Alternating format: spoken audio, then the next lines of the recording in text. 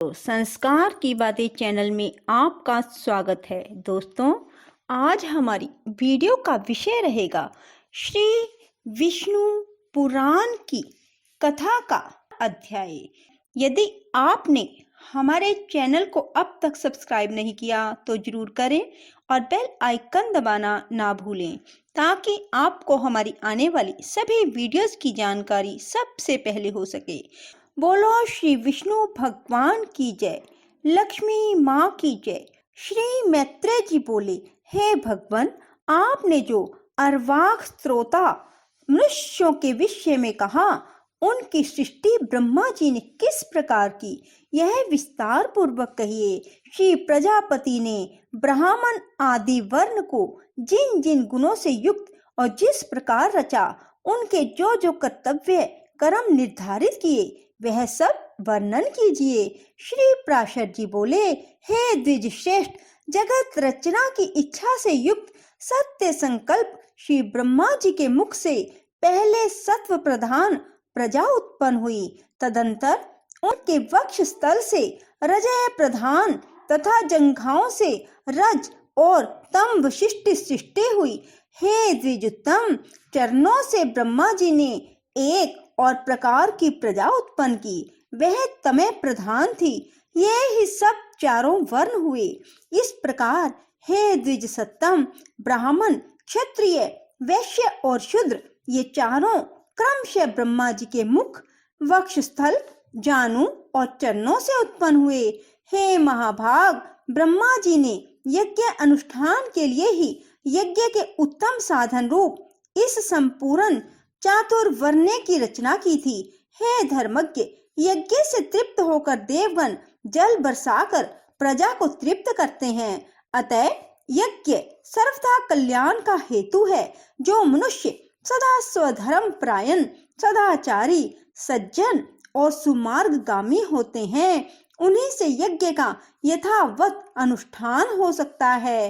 हे मुने, मनुष्य इस मनुष्य शरीर से ही स्वर्ग और अपवर्ग प्राप्त कर सकते हैं तथा और भी जिस स्थान की उन्हें इच्छा हो उसी को पा सकते हैं।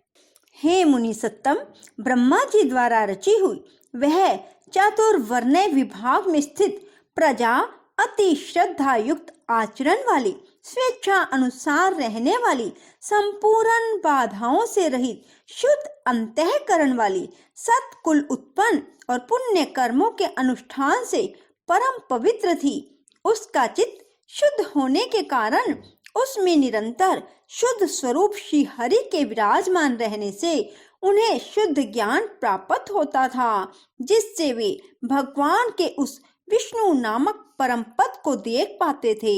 फिर हमने तुमसे भगवान के जिस काल नामक अंश का पहले वर्णन किया है, वह अति अल्पसार वाले तुच्छ और घोर पापों को प्रजा में प्रवृत्त कर देता है। हे मैत्रेय, उससे प्रजा में पुरुषार्थ का विघातक तथा अज्ञान और लोभ को उत्पन्न करने वाला राग आदि रूप अधर्म का बीज उत्पन्न होता है। तभी से उसे वह विष्णु पद प्राप्ति रूप स्वाभाविक सिद्धि और रस उल्लास आदि अन्य अष्ट सिद्धियां नहीं मिलती। उन समस्त सिद्धियों के क्षीण हो जाने और पाप के बढ़ जाने से फिर संपूर्ण प्रजा द्वंद्व, हवास और दुख से आतुर हो गई। तब उसने मरुभूमि, पर्वत और जल आदि के स्वाभाविक तथा कृत्रिम दुर्ग पर पुर तथा खरवट आदि स्थापित किए। हे महामते, उन पुर आदिकों में शीत और घाम आदि बाधाओं से बचने के लिए उसने यथा योग्य घर बनाए। इस प्रकार शीत, उष्ण आदि से बचने का उपाय करके उस प्रजा ने जीविका के साधन रूप कृषि तथा कला कौशल आदि की रचना की। हे मुने, धान, जौ, गेहूं, छोटे धान्य, तिल, कांगनी, ज्वार, कोदो, छोटी मटर, उड़द, मूंग, मसूर, बड़ी मटर, कुल्थी, राई, चना तथा सन, ये 17 ग्राम्य औषधियों की जातियां हैं। ग्राम्य और वन्य दोनों प्रकार की मिलाकर कुल 14 औषधियां याज्ञिक हैं। उनके नाम हैं धान, जौ, उड़द, गेहूं, छोटे धान्य, तिल, कांगनी और कुलथी। ये 8 तथा श्यामक, निबार, वनतिल, गवेधु, वेणुयव और मरकट ये 14 ग्राम्य और वन्य औषधियां यज्ञ अनुष्ठान की सामग्रियां हैं और यज्ञ इनकी उत्पत्ति का प्रधान हेतु है। यज्ञों के सहित ये औषधियां प्रजा की वृद्धि का परम कारण है। इसलिए इहलोक और परलोक के ज्ञाता पुरुष यज्ञों का अनुष्ठान किया करते हैं। हे मुनि श्रेष्ठ, नित्य प्रति किया जाने वाला यज्ञ अनुष्ठान मनुष्यों का परम उपकारक और उनके किए हुए पापों को शांत करने वाला है। हे महामुने, जिनके चित्त में काल की गति से पाप का बीज बढ़ता है, उन्हीं लोगों का चित्त यज्ञ में प्रवृत्त नहीं होता। उन यज्ञ के विरोधियों ने वैदिक मत, वेद और यज्ञ आदि कर्म सभी की निंदा की है। वे लोग दुरात्मा, दुराचारी, कुटिलमति, वेद विनिंदक और प्रवृत्ति मार्ग का उच्छेद करने वाले ही थे।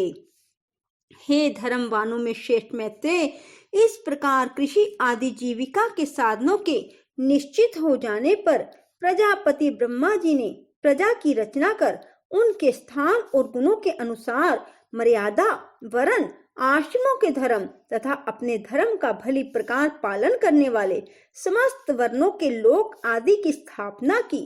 कर्मनिष्ठ ब्राह्मणों का स्थान पितृलोक है। युद्ध क्षेत्र से कभी न हटने वाले क्षत्रियों का इंद्रलोक है तथा अपने धर्म का पालन करने वाले वैश्यों का वायुलोक और सेवा धर्म प्रायण शूद्रों का गंधर्व लोक है। 88,000 उधर व्रेता मुनि है।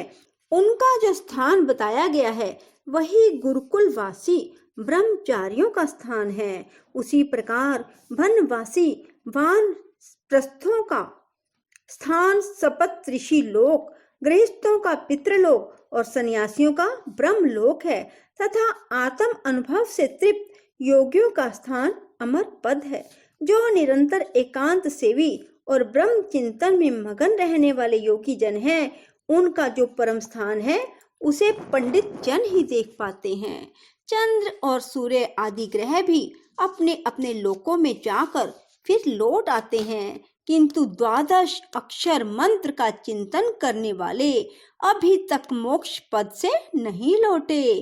तामिस्त्र, अंध, तामिस्त्र, महारोरव, रोरव, 80, पत्रवन, घोर, काल सूत्र और अभिजित आदि जो नरक हैं, वे वेदों की निंदा और यज्ञों का उच्छेद करने वाले तथा स्वधर्म विमुख पुरुषों के स्थान कहे गए हैं। बोलो विष्णु भगवान की जय, लक्ष्मी माता की जय,